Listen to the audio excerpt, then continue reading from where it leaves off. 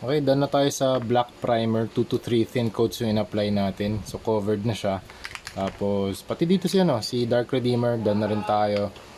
Then ito yung gagamitin natin for dry brushing, Vallejo Metal Color Steel. So for dry brush, it is a painting technique in which the brush holds a small quantity of paint that is applied or dragged across the surface. So ito yung paintbrush na gagamitin natin. It's a flat brush na used na. So preferred ko pa rin na gumamit ng used brush kasi talagang magiging sabog talaga yung bristles natin after dry brush kasi dinadrag natin yung paint across the surface. So for dry brushing, it adds weathering, it adds highlights and emphasizes the details of the sculpt.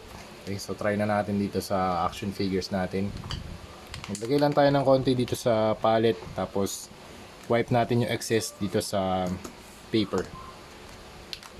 Okay, try natin dito sa likod muna para ma-try lang natin yung surface. So, ginagawa natin to para hindi lang masyadong dark yung surfaces na inisprayan natin. So pwede pa, after nito, pwede pa tayo mag-apply ng mga iba't iba pang colors para lang magkaroon ng values. Kasi wala tong value ngayon talagang null, 'di ba? Zero. Ayan.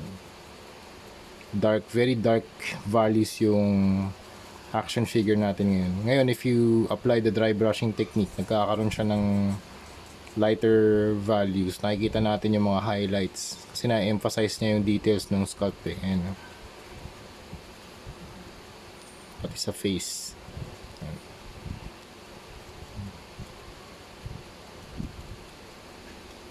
So ganun din dito kay Dark Redeemer, apply din natin.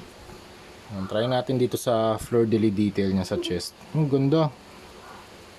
Grabe pag dinry brush litaw kaagad yung fleur de lis na detail dito sa kanyang chest armor. Look at that. Grabe. Pati din dito sa wings. Yan, pag dinry brush nyo to, kita kaagad yung details ng sculpt, ng feathers. Yan o.